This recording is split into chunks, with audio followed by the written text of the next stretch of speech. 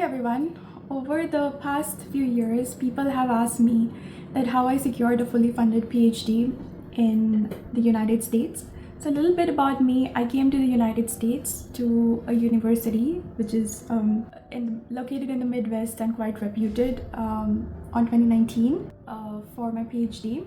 And without getting into further details, I'm gonna first make this video on how to approach or how to plan for doing a PhD in United States.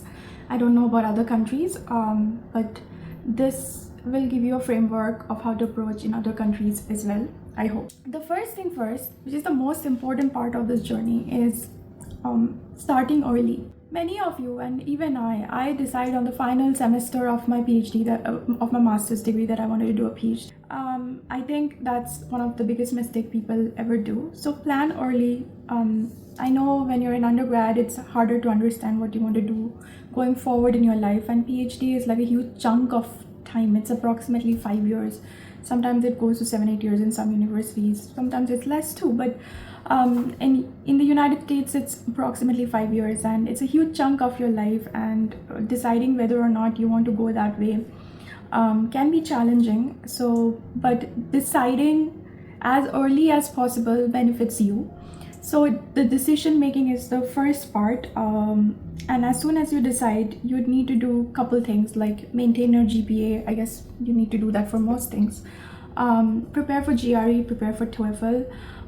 In most US curriculums now, I don't think they need GRE anymore, but they do require TOEFL because that's English language requirement, and that is pretty standard. I mean, that's quite easy to obtain.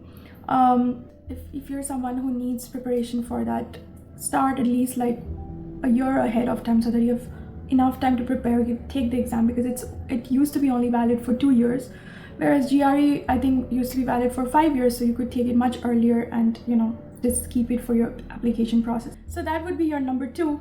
Number 3 would be so in most undergrads and master degree, so for PhD you either need to do a 4-year coursework, that is like a undergrad whatever, or you need to do like a 3-year undergrad, 2-year master's degree. That's the standard pattern. I don't know if anything else is accepted.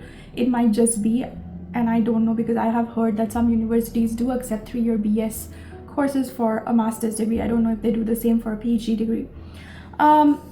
So the third thing I would say is securing internship in research universities as a part of your either master's degree, or if you have it in your bachelor's degree, then bachelor's degree.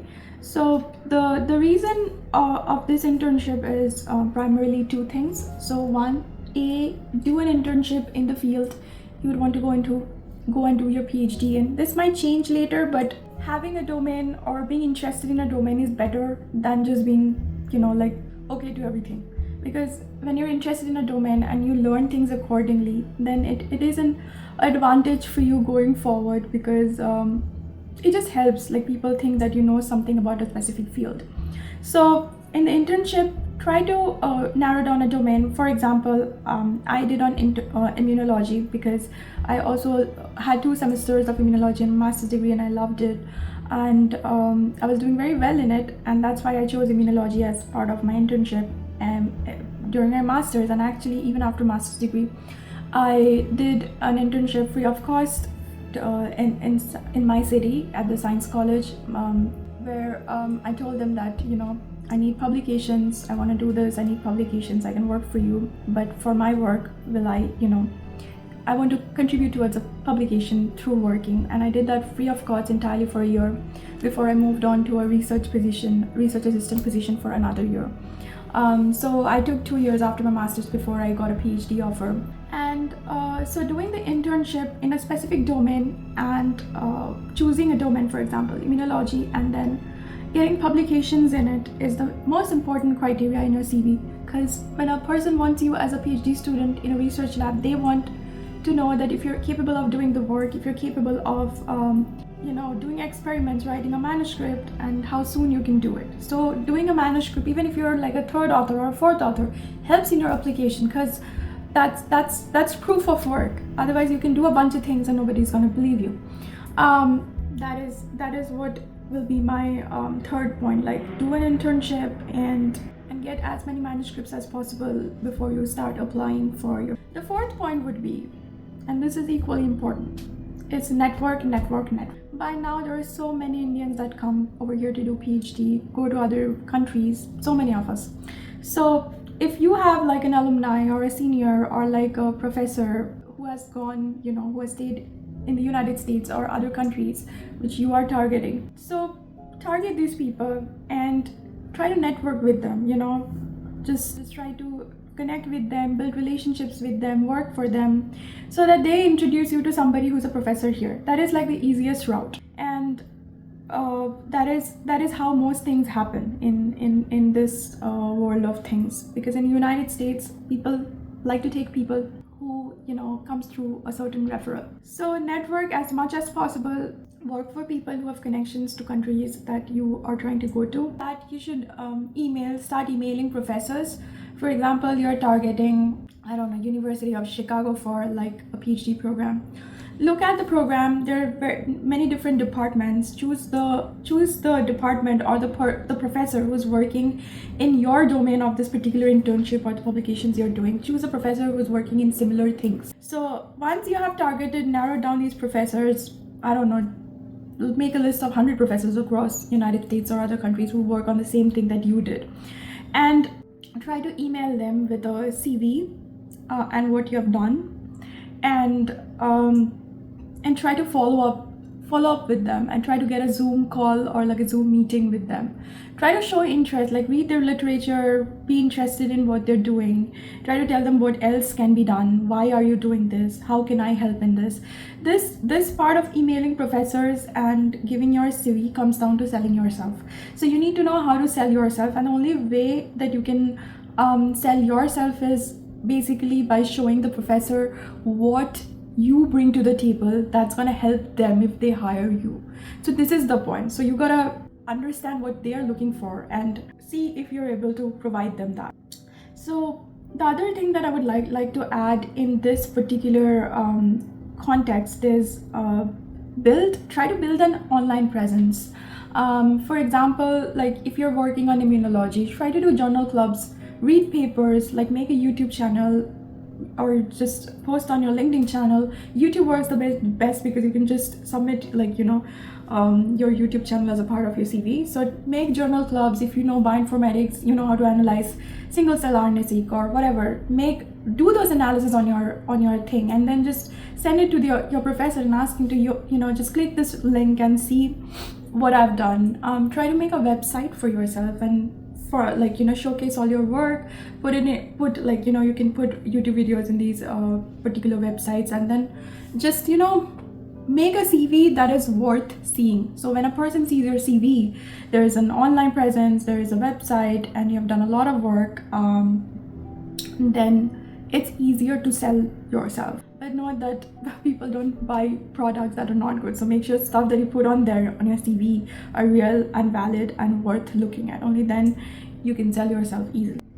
So once you have reached out to professors, and reaching out to professors comes down to a numbers game, because I'm sure by this point of time they get hundreds of emails per day from across US, India, everywhere. So send as many emails as possible in your area, because if you're doing in random things, your chances are probably lower than if you're doing in an area that you are acquainted with. And what else? While making your CV, I guess just know as much as possible. So currently, people who have both wet lab and dry lab skills are very valuable. And so if you know a certain domain and your technical skills are good, it's more likely people are gonna hire you. And what else? So once you start your applications, at least apply to, I will say, 12 to 15 universities to at least get, 2-3 universities that offer you. Because another thing to know right now, since Trump has come, there has been huge grant cuts, which is a major reason why universities are not hiring this particular season. It's very tough for everybody in research or like academia in general.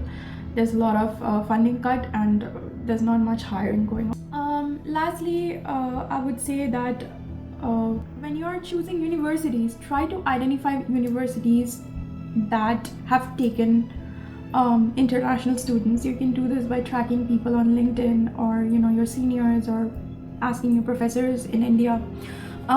So when you do this, because not all universities take a lot of international students. Some people keep it to like 10%, but some people take it to like, I don't know, they don't have a limit. That is why knowing what universities might hire you, it's better than applying to random universities. And lastly, what I didn't do and do advise people who are coming here, because PhD is such a long period, try to go to a city that has a low cost of living. Like I have heard Purdue is located in a very low cost of, so is my own university, which is why I could afford to live alone and have my own transportation. And I say this because it's for 5 years and PhD is extremely stressful, so you do not need to, or you would not want to deal with additional problems like roommates or whatever during such rigorous or stressful times.